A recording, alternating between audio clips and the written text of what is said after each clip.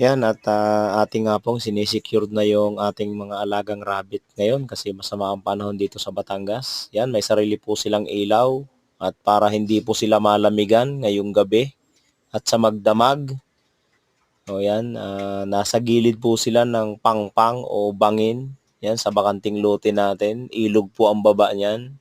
So, kaya hindi ko po pinapatay yung ilaw kasi marami pong lalapit sa kanila. Cobra o anuman po ang gustong kumain doon sa mga anak ng rabbit. Yan, kaya po hindi natin pinapatay yung ilaw. Tapos yan, may tarpaulin, may bubong. Tapos may nakatake pa pong luna dyan. Yan, naka-secure po yan. Yung mga anak niya. O yan, may anak po dyan.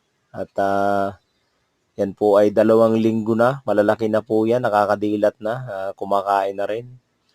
Yan, bago po ako matulog, nilalagyan ko na po ng pagkain niya, ng page.